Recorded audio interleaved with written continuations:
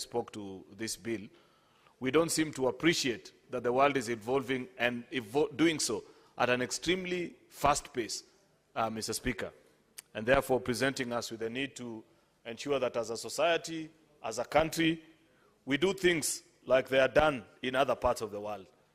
Mr. Speaker, there seems to be a lack of realization on our part as a country that when those with the means and the ways to move the economies of the world sit down in their offices in the poshy capitals of the world, they don't look at us from an empathy perspective. They look at us in form of numbers. How competitive are we? How easy is it to do business in this country, Mr. Speaker? And there are so many bureaucratical bottlenecks, Mr. Speaker, that reduce us and have made us to be a laughing stock. Many people, Mr. Speaker, if you speak to people in the business world, and I have seen, if you recall, Mr. Speaker, last year, I think you led us in Mombasa. We had engagement with KEPSA, Mr. Speaker. And you listen to the kind of things they were telling us, why they feel that as a country, as parliament, that is the legislature, we need to up our game and ensure, Mr. Speaker, that we amend the various laws, Mr. Speaker, to make them compliant with the demands of the 21st century. And therefore, I listened to the colleagues that shared their thoughts, with quite a number of them proposing various further amendments, which I want to appreciate. I hope that all the senators that actually spoke and proposed amendment to this bill will ensure that they file them, Mr. Speaker, so that as we move towards voting in the committee of the whole, which probably I suspect should be when we return from the recess, Mr. Speaker, we are actually able to do it, Mr. Speaker. So I appreciate and I want to urge senators, maybe those who may not have had time to contribute to this bill, it's still important that you read it.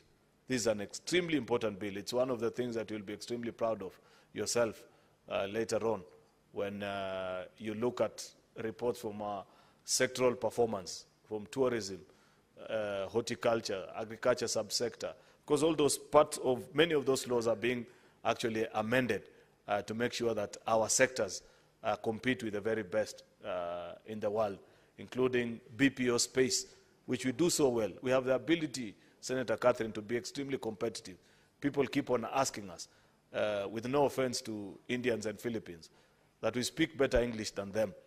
And they don't understand why our BPO space employs over and above probably 100,000 Kenyans, while in those two countries, they do, at the very minimum, 3 to 4 million people, something that we can compete with. And they have led us into listening and appreciating the things that we need to change.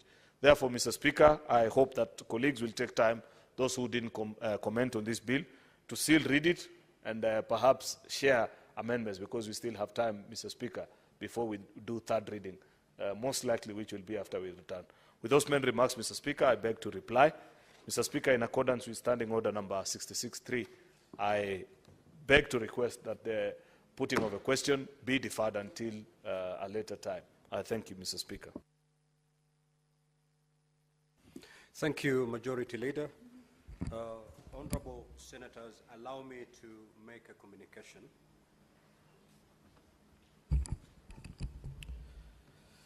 Honorable Senators, I have a communication to make regarding the meeting between the Senate and the Cabinet Secretary, Minister of Interior and National Administration, the Honorable Kipchumba Murkomen, AGH, on the circumstances surrounding the death of Mr. Albert Omondi Ojwang at the Central Police Station in Nairobi City County. Now, Honorable Senators, as you may recall, during the sitting of the Senate held yesterday, Tuesday, the 10th of June, 2025, the Senator from Migori County, Senator Eddie Okech, sought a statement pursuant to Standing Order 53.1 from the Standing Committee on National Security, Defense and Foreign Relations regarding the unfortunate death of Mr. Albert Omondi Ojwang while in custody at the Central Police Station in Nairobi. Pursuant to Standing Order 53.3, I allowed senators to make comments on the statement sought by Senator Eddie Okech. All senators who spoke on this matter expressed grave concern over the inhumane treatment and resultant death of Mr. Albert Ojwang while at the police station. The senators demanded for urgent action from the relevant government agencies, particularly the Cabinet Secretary, Minister of Interior National Administration, the Inspector General of Police, and the Independent Policing Oversight Authority. Subsequently, following the comments by honorable senators on the statement, and in view of the urgent nature of the matter, which is of a nationwide concern, considering the expression of grief by the public, I directed that the Cabinet Secretary, Minister of Interior and National Administration appears before the Senate, accompanied by the Inspector General of Police, the Chairperson of the Independent Policing Oversight Authority, and the Chairperson of the National Police Service Commission to respond to the concerns from senators for and on behalf of the people they represent.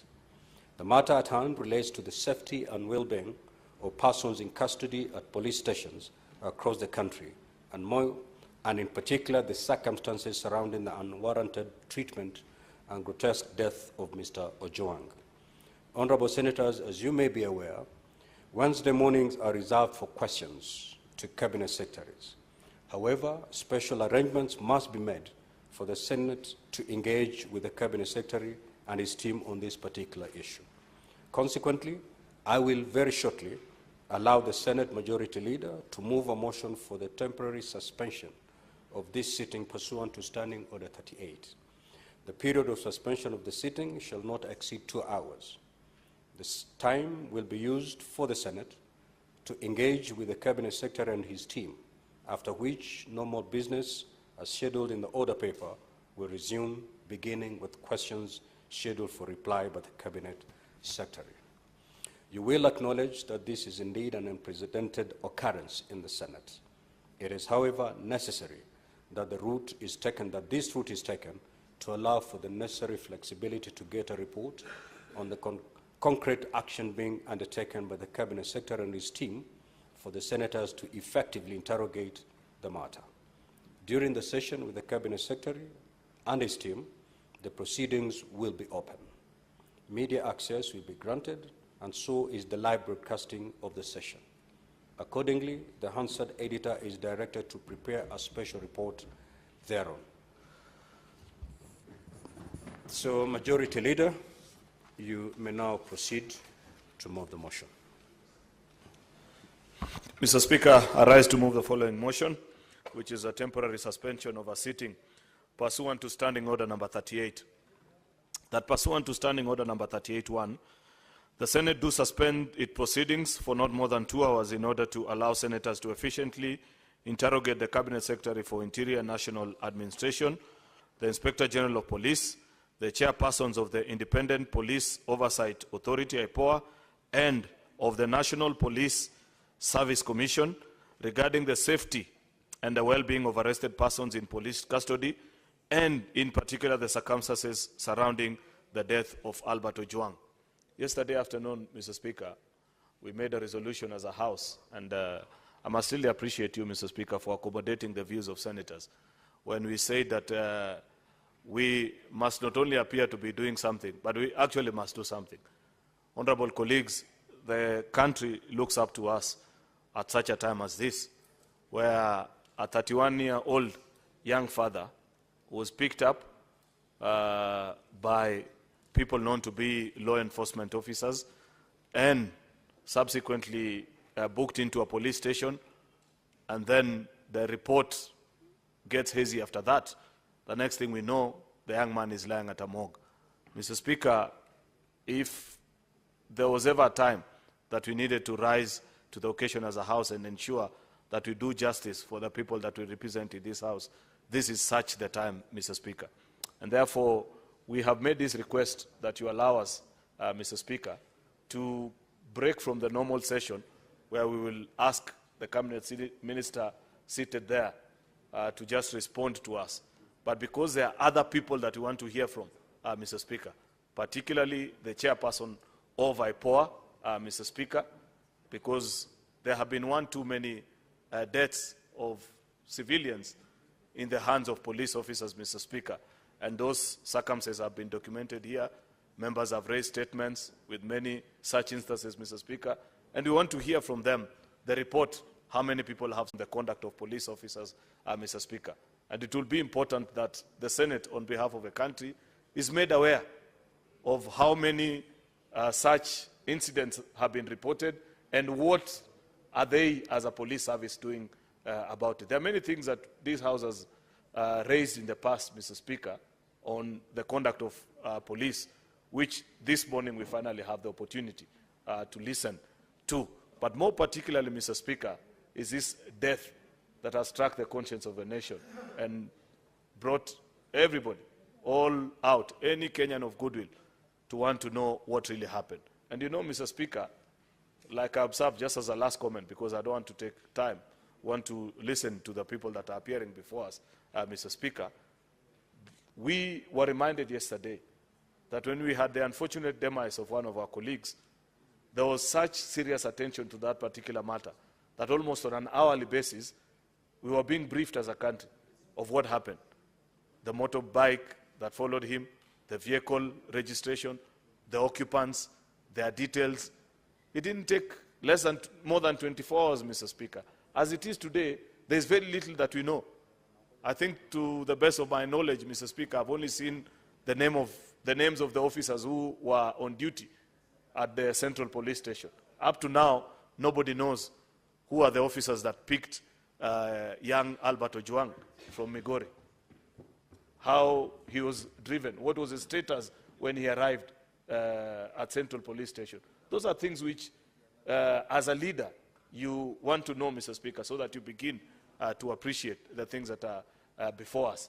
It is important to also hear from the Police Service Commission, Mr. Speaker, because there's a particular complex matter of the Deputy Inspector General, Mr. Speaker.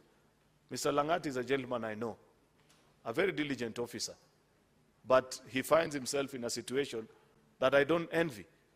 When you're the deputy of an institution and you make a complaint, which is the right thing to do, that when you feel your rights have been violated, you make a complaint. But unfortunately, the situation gets complicated by the fact that officers who report to him went and picked this particular young man, and that particular young man died under very mysterious circumstances. Mr. Speaker, it would have been neater if it was up to me to advise Mr. Langat that nobody has said that you're guilty, but for the country to appreciate, and for myself, even as your friend, to appreciate and be clear of my conscience that what really happened, that you step aside until investigations are concluded, Mr. Speaker, so that we appreciate and we know what really happened. Otherwise, as it is, no person of good conscience, even if you are to remain and stand firm and the things that are being said about it, absolving you, but that is just, it's not in my place. It's the chairperson of the Police Service Commission to tell us how such matters are to be handled, Mr. Speaker. If it was a separate institution that was handling, then by very well reporting and making reports, Mr. Speaker, about what happened, people will have appreciated that he did the right thing. I don't want to indulge, Mr. Speaker, into the pros and the cons of what is before us, Mr. Speaker. What is important is senators to take this time to appreciate what is before us, a very solemn moment for the country, and for the country to watch and listen and get to learn. With those very many remarks, Mr. Speaker, I beg to move this motion and request the Senator for Kitui, the Deputy Leader of Minority, to second, Mr. Speaker.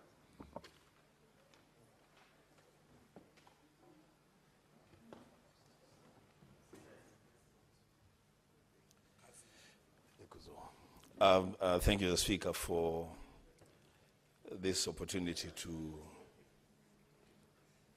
second the motion as moved by the Majority Leader on the suspension of our debate, to listen to and interrogate the CS in charge of security, the chair of the National Police Service, the chair of IPOA, and the Inspector General of Police on matters in security and specifically the murder of Albert Omondi Ojwang. Mr. Speaker, one person that is glued on their television this morning is the father of Albert. We have an opportunity that perhaps he doesn't have. Whatever it is that we are going to do, Mr. Speaker, when those officers appear before us, we must know that our first responsibility is to the father of Albert to get answers for him. Who killed his son? And why was that son killed? Mr. Speaker, I think if we can achieve that within the first 20, 30 minutes, we'll begin the process of closure for a father who is mourning his son. The Speaker, there are children, school children in Taita Taveta who are glued on their televisions and they want to know who killed their teacher and why their teacher was killed. Speaker, these are very, very heavy assignment that we have today. We must, all of us, rise to the occasion, Mr. Speaker, and transact this matter in the most objective way that we can ever do. We make sure that we get answers for Kenyans and for the family, relatives, and friends of Albert. The Speaker, as I conclude, there is an aspect in this incident that we need to get clarity on. Those of us who have interacted with the National Police Service, we know, Mr. Speaker, that there is always this operational tiff between CID officers and the regular police officers. You know, the CID officers don't have cells of their own. So they arrest whoever they arrest, and they book them in cells in police stations. The Speaker, the officers that arrested Albert,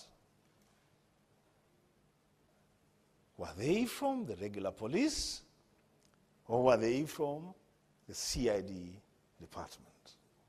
And when they arrested him, where they arrested him was Nairobi Central Police Station, the first destination in Nairobi?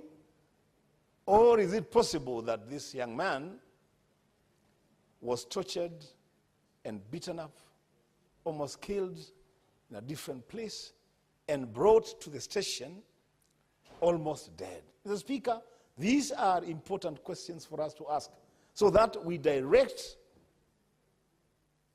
and assign responsibility where it belongs. I associate myself fully with the comments of the Majority Leader in relation to the DIG, Mr. Lagat, who is also known to me. The Speaker, perhaps what he did in reporting harassment, perhaps the reporting was the right thing to do. It is the right thing to do. To report that I feel harassed, somebody is really attacking me, that's the right thing to do. But what followed after that, Mr. Speaker? And for purposes of closure, for purposes of bringing calm in the country, perhaps what the DIG should have done by now is to say, I acted in good faith, and as a demonstration of that good faith and continuation of that good faith, I'm leaving office. Let investigations continue. If I'm found culpable, I should be taken to court. If I am exonerated, I go back to service because I did the right thing. That is how you bring closure to a matter like this. The Speaker, my whip is telling me we need to start, and I agree with him. With those many remarks, the Speaker, I second.